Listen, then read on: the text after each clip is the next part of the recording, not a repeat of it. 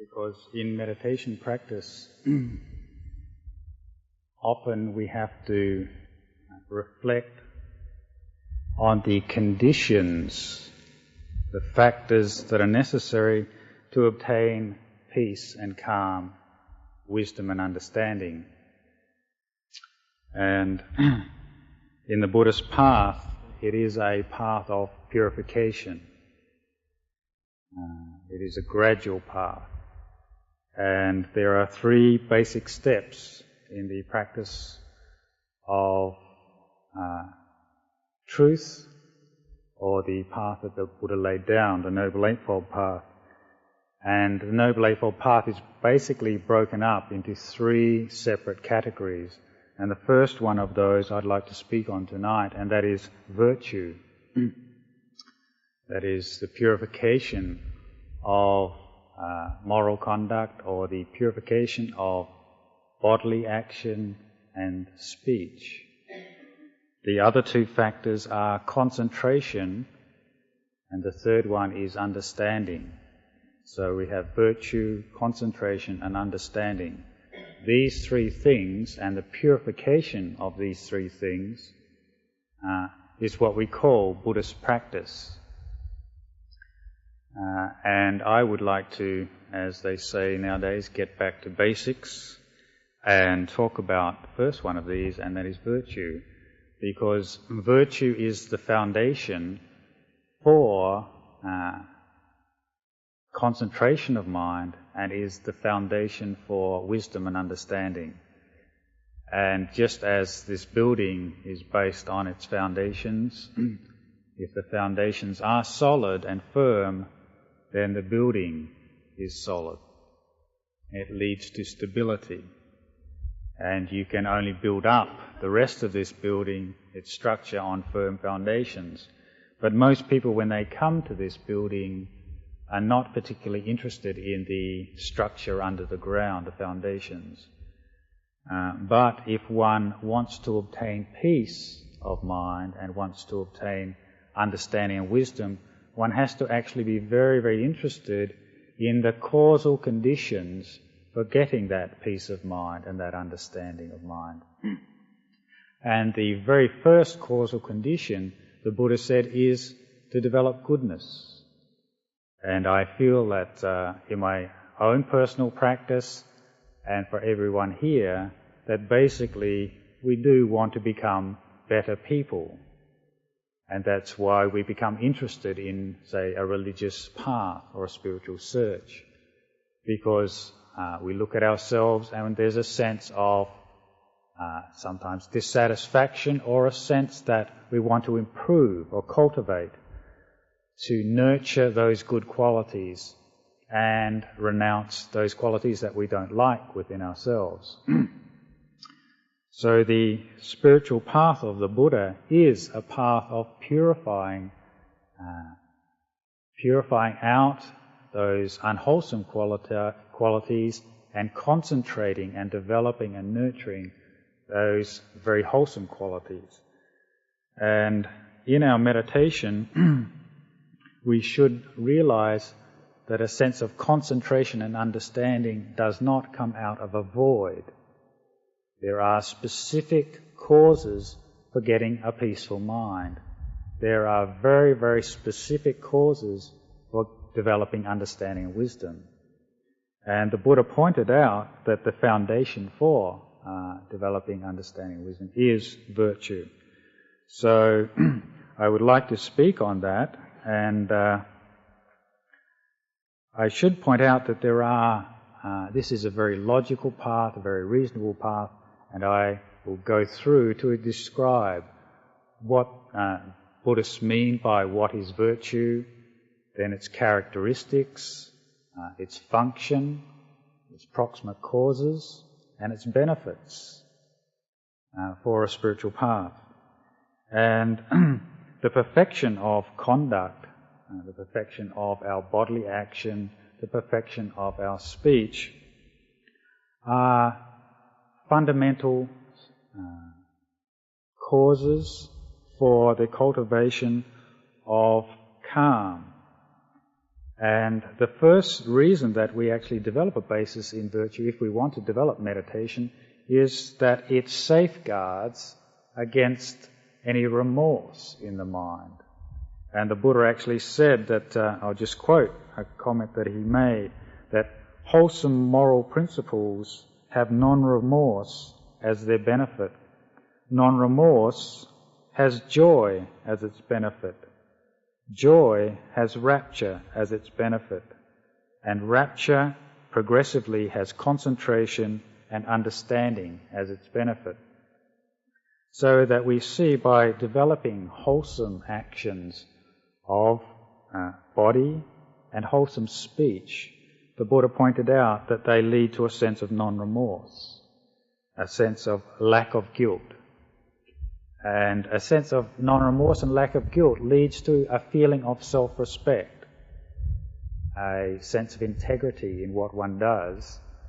And that sense of respect and confidence that arises out of a mind which is not inflicted by guilt or remorse leads to peace.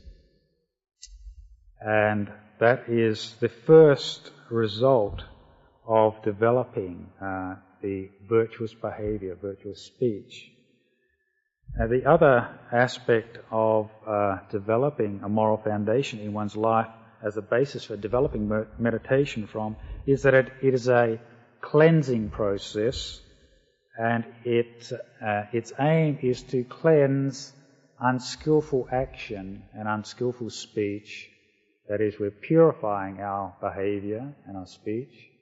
Basically, to speak quite simply, we're becoming better, more skillful in our speech, better and more skillful in our behaviour, out of compassion for ourselves, compassion for others, out of a sense of loving kindness to ourselves and loving kindness to others. And the Buddha said that that is the criteria that we measure what is virtue, is if it is beneficial to ourselves and then beneficial to others and beneficial to both. That is a standard, a criteria, because some things may be beneficial for ourselves but detrimental to others, or detrimental to both. So we're developing a skillful way of living and a skillful way of speaking so that we are, to speak simply, a blessing to the world. That we make the world more skillful, more wholesome. So the Buddhist path of virtue actually means taking total responsibility for one's behaviour and speech.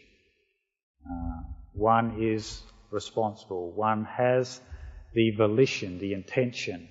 One is able to decide what to do and what to say. And so one takes moral responsibility for that, and then the determination to use that responsibility in a sensitive and kind and compassionate way. And so what we're trying to do first in meditation is we're trying to remove the defilements of the mind that stop us from getting peace. Now, if we're trying to just sit meditation and remove the defiling qualities of the mind that cloud the mind, that upset the mind, and become more peaceful, firstly what we have to do is actually remove those defiling qualities in their coarser expressions, that is through body and speech. Because if one is trying to develop meditation, one actually has to realize that if one is not living a skillful life, a sensitive life, then that is going to be there's going to be a conflict of interest when we try to sit meditation. Because the aim of meditation is to overcome greed, hatred and delusion. Greed, hatred and delusion, these three things are what we call defilements. They defile the mind. They're like a cloud. They make the mind dull. They make the mind agitated. and they make the mind dispersed. So what we're trying to do is purify the mind. And to purify the mind, firstly we actually have to look at purifying our physical behavior and our speech. Or else we will be in a crossfire of incompatible aims when we sit meditation. So both virtue, concentration and wisdom and understanding have to work together. They are like Ajahn Chah used to compare them to like 3 legs of a tripod. If you take one leg away, then it will fall down. But if you have those 3 legs there, firm and stable and even, then that tripod stands and is stable. And I remember one of the meditation teachers I stayed with, Ajahn Ganha, who has been to Perth, he used to say that one of the reasons that we actually can't get peaceful in our meditation is that we haven't done enough goodness in our daily life. The more we actually do kind and good and sensitive and generous acts in a day, when we actually go to sit meditation, there is going to be a sense of joy there. And the Buddha said joy, rapture, is the primate cause for concentration. So if one wants to develop right concentration, then one develops goodness. One develops a wholesome way of behaving and a wholesome way of speaking. And if one says a kind word, does a kind deed, then when one recalls that, that does bring happiness to the mind. And a happy mind becomes concentrated, peaceful, calm, and tranquil very easily. And that tranquility leads to concentration of the mind, very clear concentration, and insight, knowledge, and wisdom to arise. So what I want to go on now is to actually explain, according to Buddhism, what virtue is. And the Pali word for this, for those who are interested, is sila. And sila, very interestingly, is etymologically related to the word sitala. And sitala means to cool.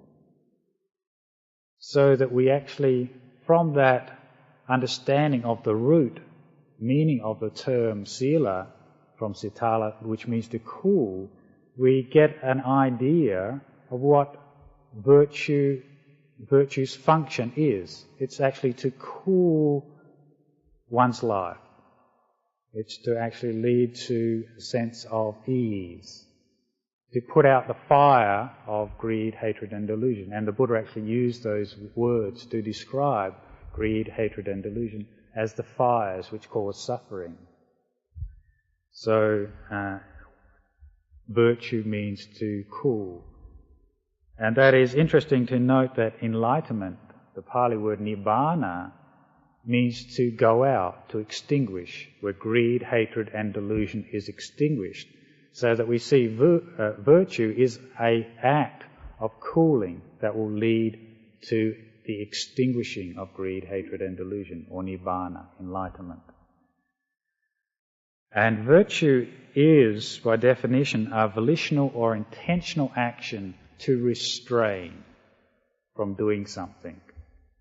And in Buddhism there is actually 5 categories of virtue, which I'll go on to explain. And the first one is for lay people, Buddhist lay people, the first of the 5 precepts. The 5 precepts is what we call restraining from behavior of body and speech which causes pain to oneself and pain to others. And the first of the 5 precepts is to actually have volitional, intentional action to refrain from killing. And the Buddha said to actually intend to kill always comes out of the defiled mind of hatred, lacking compassion. So one who's keeping Buddhist sila would be intending to refrain from intentionally taking life. So that means that one actually knows that that creature is living, one understands that it has life, one refrains from actually intentionally taking that life. The next aspect is to intentionally refrain from taking what is not given or stealing. The next aspect is to intentionally refrain from sexual misconduct, which means to break a relationship of trust in an exploitive way. The fourth aspect is to intentionally refrain from lying or false speech, fraud. And also in this particular precept, it is actually extended to mean also harsh speech, which is insensitive to others. It also means coarse speech, abusive speech. And it also, gossip is another aspect of right speech. For someone who is undertaking a training, what we're doing is undertaking a training to give up, because we all begin with these qualities, which we're trying to purify the mind from. And we do break these. So the Buddhist principles are not rules and absolutes that one thou shalt. It is, I undertake the training to refrain from. So it is a daily practice. It is a practice in the present moment that one refrains from insensitive speech. So that one is speaking what is true, what is sensitive, what is appropriate to time and place, and out of right intention, out of an intention of kindness and compassion. And the last one is to undertake to refrain from drugs and intoxicants which will confuse the mind. Because if one is trying to seek truth, if one is trying to seek wisdom, if one is trying to seek understanding in our lives, then we have to give up what is going to lead to the opposite, what is going to lead to delusion, and what is going to lead to a lack of self-respect, what is an escapism from truth. And so that's why we see that we're trying to develop mental clarity, precision of mind, clarity of mind, and concentration of mind. And these things go against that. So we see the danger in them and we refrain from them. So that's the first aspect of what is virtue. The next aspect of what is virtue is to have restraint by mindfulness. And what we mean by restraint from mindfulness is to actually compose the mind with total awareness, to bring fully into consciousness what we're doing, and to restrain the mind so it's not going out towards the five senses, the nose, the ear, the tongue, the taste, and the body senses. What we're doing is restraining the mind. And this is a more refined quality of virtue. And this quality is very, very important for meditators, as well as the first quality, but this is very important because if we do not restrain the mind from allowing it to go out to the senses, we'll never obtain peace. So what we have to actually do when we sit meditation is develop a sense of aloofness from trying to find happiness through the body, because these senses are found in the body, and finding a sense of happiness and joy which is free of the five senses. And the Buddha actually said, I allow you, O monks, the happiness and joy of a peaceful mind that is free from the five senses. And so that is one of the happinesses that a monk can indulge in. And that means the happiness of jhana, the happiness of deep states of concentration, where there is rapture and bliss arising, where there's a sense of tranquility, completeness, fullness in the mind. And that is a quality of mind. It's not dependent on the five senses. So for all of you who want to obtain peace when you come and sit here in the evening, it's very important to compose the mind before one comes in to sit, or else the mind will become scattered and will disperse outward. So when one sits, one ends up thinking about many other things that have gone on during the day, or the conversation that one had in the library before coming here, or in the kitchen, or if one has had a strong cup of coffee, then you'll find that a lot of thinking will arise. And if one allows the mind to go out, then the mind will never be able to obtain peace and calm.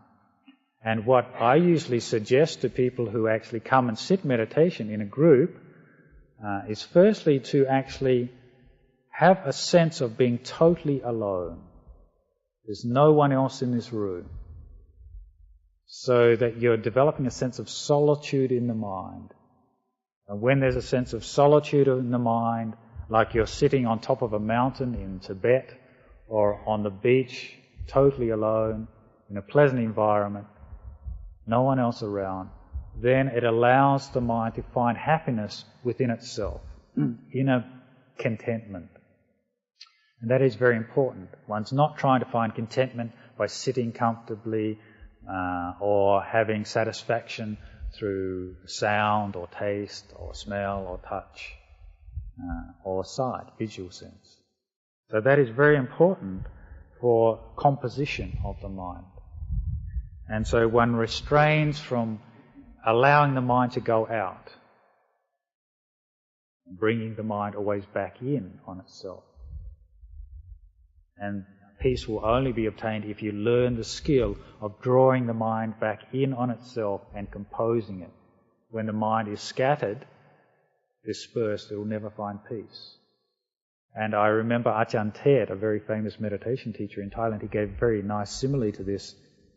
He said it's like in Asia, the villages, they plant their rice out and the rice is in the fields.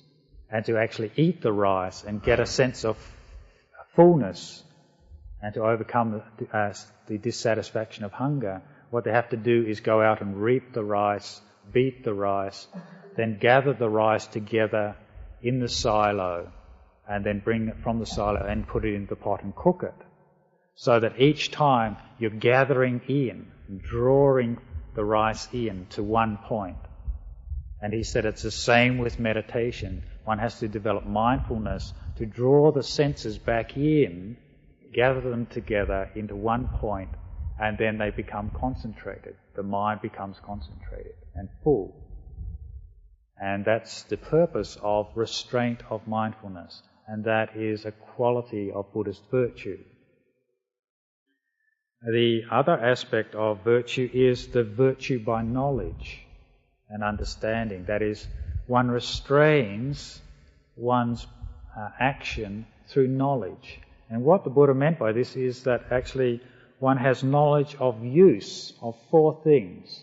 One uses wisely four basic requisites for life, which are food, clothing, shelter, and medicine. And these four qualities are the basic things that a human being needs to survive. But if we use these things in an exploitive way, that we're not using our resources in a skillful way, then one uses it to develop greed and attachment, then that will never lead to calm. So the Buddha actually encouraged one to live according to one's needs and simply. That doesn't mean he prohibited people from using things, but he said to actually wisely reflect on what one uses. So when it comes to food, if one is eating for indulgence, then he said that is not leading to restraint. That is insensitive also to the rest of the world. And also it's very interesting that in the West, 20% of the world's population uses 80% of the world's resources. So this reflection of restraining one's use of clothing, food, shelter and medicines is by simplifying one's life. And if we simplify our lives, then we find that there's a sense of peace. And certainly you notice that as a monk, giving up a lot of the responsibilities associated with food, living in a simple dwelling, having just one set of robes, and just simple medicines, whatever's offered, then you find that that simplicity does allow you to obtain a lot more calm, because you're not having to run around looking for things to satisfy. You're not looking for the latest and the newest and the best. So the Buddha said to reflect on that. That is a quality of virtue, to be restrained in what one uses for one's life. And if one can simplify it, then you'll find that that leads to calm. Simplicity does lead to tranquility.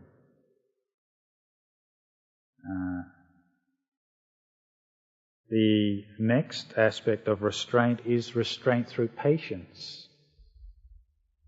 So this is a quality of virtue, to be patient, to endure what is difficult. And Ajahn Chah, our meditation teacher, used to say, if it's impossible, then just endure. If you get to the point where you're going to sort of give up, then he said the only quality to develop is endurance. And he praised that, and the Buddha praised endurance as the highest spiritual quality. Patient endurance. And what we mean, though, this is to be patiently, to endure and to restrain oneself from reacting against the heat, the cold, the flies, the insects, the discomfort of life that everyone has to experience. And the Buddha actually pointed out that the excuses that meditators make, which will not lead to progress in meditation, are because it's too hot, it's too cold to meditate, it's too early to meditate, it's too late to meditate, I'm too full, I'm too hungry, and they are the hindrances of meditation.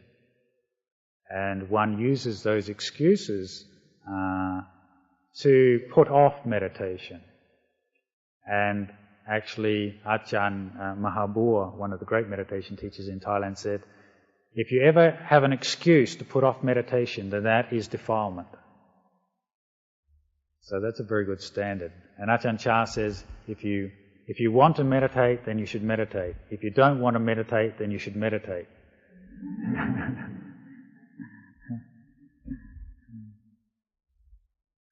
And the last aspect of virtue is restraint by energy.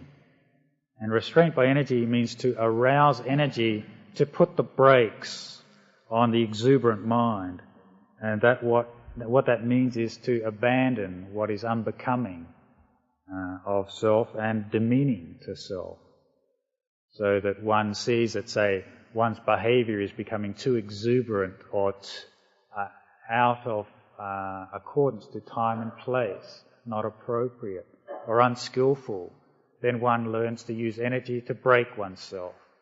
Just like driving, if we're always got our foot on the accelerator, then we're going to have accidents. And if we develop too much momentum in the car and we don't brake, then we will have an accident. And it's the same in our life.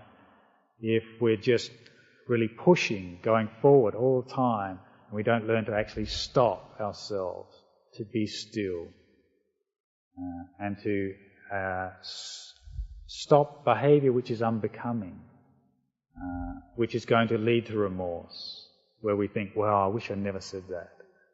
I'm sorry I said that. That sense of guilt or remorse that we wish we hadn't got involved in a situation that we knew we should have stopped at before it went on too far.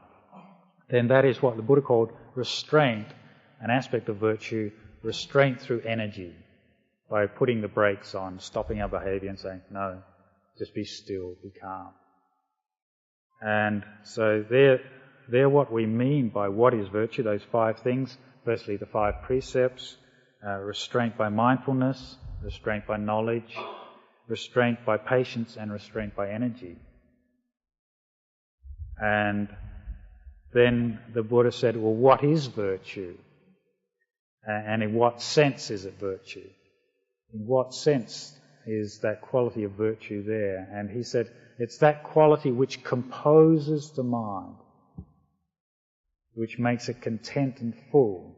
That's what the Buddha means by virtue. And we see that anything that which is wholesome and good and kind and skillful, it lends a sense of composition of the mind, a sense of ease, a sense of contentment. We feel better in ourselves. And that's what the Buddha meant by virtue. And he also said that virtue is a quality which beautifies the mind. It's one of the wholesome dhammas that ennobles the mind. It makes the mind rise up, and I find just the word virtue makes the mind rise up. It brings joy to the mind, makes it want to do something which is ennobling. And that's why the Buddhist path is the Noble Eightfold Path. It's those qualities which will ennoble us, make us better people, to try and arouse energy to rise up to and enlighten, to bring a sense of lightness to the mind. And the characteristics, as I said, of virtue is that it actually cools. It cools the mind. And its function is to stop misconduct.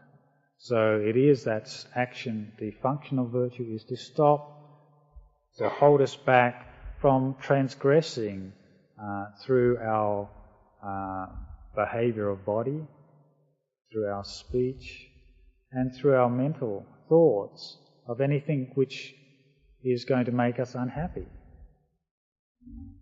Because really anything that makes us unhappy, anything that leads to suffering in oneself, into suffering of others, or in suffering of both, is a transgression of virtue. So actually virtue is actually a very refined thing, it's a very important thing, which actually brings the mind to a sense of ease. And one of the interesting things about the proximate causes for virtue, what makes virtue arise, is the Buddha talked about the sense of hiriotapa in Pali. Hiriotapa is a very hard word to translate, but it's usually translated as a sense of shame of doing anything unwholesome. A lot of people don't like that word when we use a shame, but actually shame in Buddhism is a wholesome quality, in the sense of it is ashamed, one is ashamed or embarrassed to do anything which is not virtuous. One wants, and the mind arises up to what is virtuous, and it shies away from, is ashamed to do anything which one would regret later, which is going to be harmful and hurtful to others and to oneself, which is lacking compassion and lacking loving kindness. So one shies away from that. So this quality, hiriotapa, the sense of shame of doing anything evil or anything unwholesome, the Buddha called it actually the guardian of the world, because it leads to peace in the world. If people have a sense of shying away from what is unwholesome, then the world definitely becomes a better place. People shy away from killing. People shy away from stealing. People shy away from sexual misconduct. People shy away from lying. People shy away from delusive drugs. Then that leads to a sense of ease in our society. We see that. And that's why a lot of laws actually in society are basically based on stopping gross action of bodily and verbal behaviour. And that's why, a person with a high degree of moral virtue, shies away from that. It sees a danger. When one sees a danger in something, then one turns away from it. It's like when we know that a fire is hot, then we keep away from it, keep safely back. And it is the same with seeing unwholesome action as dangerous to oneself and others. So the proximate cause of virtue is this sense of shying away, shame, to do evil or something unwholesome. And this leads to this sense of self-respect and confidence. One develops a deep self, respect for oneself and respect for others. If one really has compassion on oneself and has a sense of kindness and love to oneself, then one doesn't do anything to hurt oneself, obviously. And it's the same with other people. If we have a great degree of compassion, we don't want to cause any suffering, and we want to alleviate suffering in others. Because the word compassion means to try to alleviate suffering in others, to try to help. So it is an active process. Compassion is active. And one way of acting compassionately is to be virtuous in oneself. Because the spiritual process in Buddhism always begins with oneself. What can I do to change the world, rather than what can I do to change the world to suit me? One actually steps forth and takes total responsibility. One is not peaceful and calm and happy because of oneself first. And I remember Ajahn Ganha, another monk who I mentioned earlier, used to always say, this was a pretty pointed comment, but he said, you are not happy, you are suffering because of yourself, not because of anyone else. And the Buddha said, the mind, our minds, are the forerunner of all things. So the reason we're unhappy is because of wrong view, firstly. So if we develop right view, how can we live in a skillful and wholesome way? Then it will lead to peace and tranquility and wisdom. And the next thing that the Buddha talked about was the benefits of virtue. And he actually said, and I'll quote, this is the Buddha talking to his disciple Ananda, and he said, Ananda, profitable states or virtue have non-remorse as their aim, non-remorse as their benefit.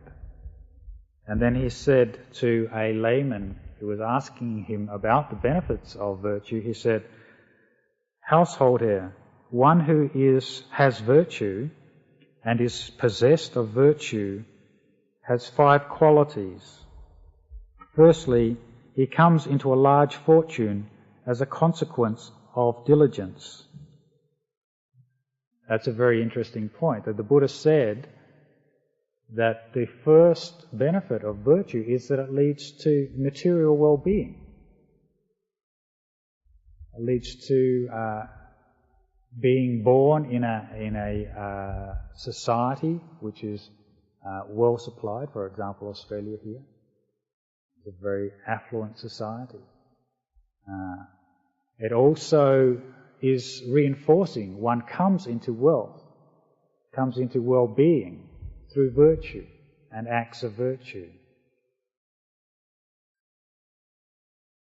The next benefit that the Buddha said is a fair name spreads about one. That is, that one becomes well known. And we see people like the Dalai Lama, Mother Teresa, people who are very, very virtuous. We know about them. And they're praised because of their virtue, their fine qualities, their noble thoughts and their noble actions and their noble speech. And that's why, as I said earlier, that the incense stick in Buddhism is a symbol of virtue and the spiritual training of virtue, because it's just lit in one place and its fragrance spreads and pervades and is pleasant. And the same with someone who cultivates virtue, their fame spreads, even if they don't want to become famous. And you notice that, I notice that in Thailand. People like, say, Ajahn Chah, who's born in the middle of really nowhere in the northeast of Thailand, a small, poor village, but lived a very noble life. And his name spread. And because of that noble qualities in his life, he became well known. He didn't seek out wealth, actually, fame. He didn't seek that out. He actually tried to avoid it. But It's just a natural quality of this process that the Buddha talked about. And the next benefit that the Buddha said comes to someone who has virtue is one becomes fearless. That means one develops in self-confidence in assemblies. One goes anywhere with a sense of one has no guilt, especially if one keeps the laws of the land, one lives in a wholesome way, a skillful way, then one doesn't have a sense of guilt when one goes anywhere. You feel like you can go into the CIB headquarters and have nothing to confess about. You feel at ease. And actually that's a very interesting point, because we notice that we do lack self-confidence, that we sometimes feel uneasy. But if one just feels that one is doing things out of pure motive, out of pure intentions, then one is given a sense of self-confidence. And if one does it out of loving kindness and compassion, then one has confidence that one is doing something skillful and wholesome. And that leads to a sense of inner well-being. The other point that the Buddha said is that one dies unconfused. Someone who has developed virtue in their life, at the point of death, there is no remorse in the mind. And because there is no remorse in the mind, one has lived a good life, then one dies with a sense of peace and calm. And actually I've seen people in Thailand, I've heard of people in Thailand die who they have been running the abattoirs, the local abattoirs. And it's strange that a lot of times people who have lived a life which involves, killing, at the time of death, they undergo incredible pain during death process.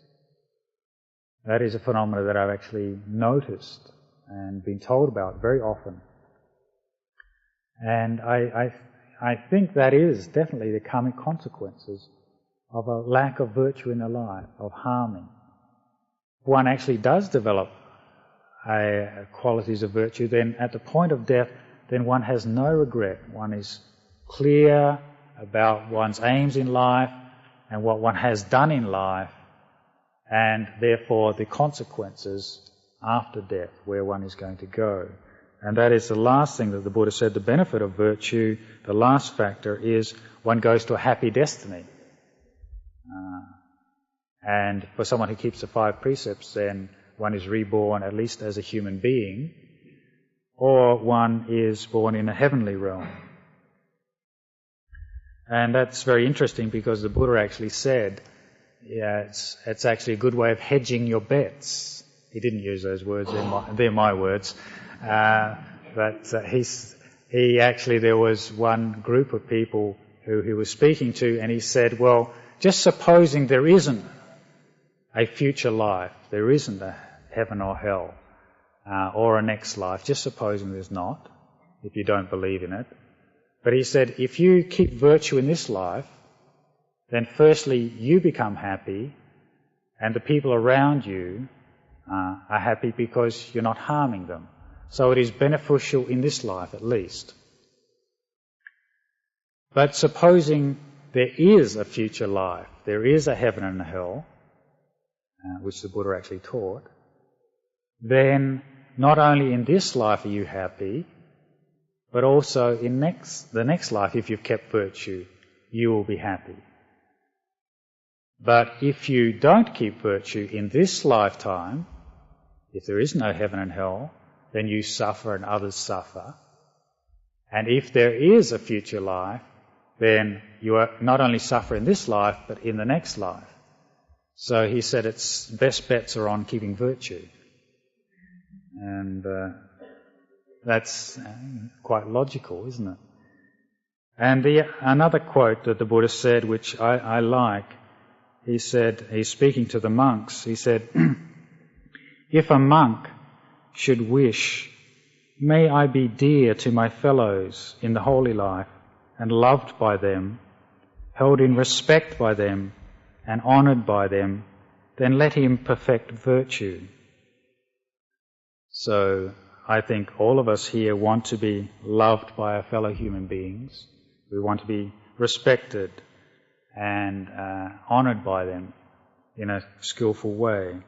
And so the Buddha said, let us perfect virtue. And then he said, and this is a very, very important point, this last quote that I'm going to read, because it shows that virtue is the foundation right up to enlightenment. And it is a causal condition. Virtue leads to something, that leads to something else, which leads to something else, right up to enlightenment. And he said, quote, discipline and virtue is for the purpose of restraining unwholesome qualities. Restraint is for the purpose of non-remorse. Non-remorse is for the purpose of gladdening the mind. Gladdening the mind is for the purpose of happiness. Happiness is for the purpose of tranquility. Tranquility is for the purpose of bliss. Bliss is for the purpose of concentration. Concentration is for the purpose of correct knowledge and vision. Correct knowledge and vision is for dispassion. Dispassion is for the fading away of desire. The fading away of desire is for deliverance. Deliverance is for knowledge and vision of deliverance. Knowledge and vision of deliverance is for the purpose of complete extinction of craving through non-clinging, i.e. enlightenment. So we see from that discourse that the Buddha showed that actually virtue is the foundation through progressive processes, the causal condition, stage by stage, right up to the extinction of craving through non-clinging and the ending of all suffering, which is enlightenment. And there is, of course, 3 levels of virtue. The first one is inferior level, where one actually practices virtue out of a desire for fame or self-praise or praise by others, or out of a desire to belittle others. The Buddha said that that is virtue, but it's an inferior form of virtue. And that is a danger that we all have to watch out for, is where one thinks, I am holier than thou, so to speak. One has to watch out for that belittling mind. Then the middle level of virtue is where one practices virtue out of a desire for oneself, for benefit for oneself, i.e. one practices virtue to obtain a heavenly rebirth. And then the most superior form of virtue is where one practices the noble path of liberation out of compassion for the world. So one practices and upholds and develops virtue in one's life out of compassion for the world and for developing the path to nibbana, enlightenment. So this evening I have spoken on this subject of virtue because it is the foundation for all good qualities of concentration and wisdom and understanding to develop. And really virtue can only be understood by living it. And so I have not presented it as a way of telling you this is the way you should live, but as a way of bringing forth and pointing out that this is a noble path that the Buddha pointed out. It's a very systematic, very logical and very precise path. One doesn't have to believe, one can try and see, does it bring those results in one's life?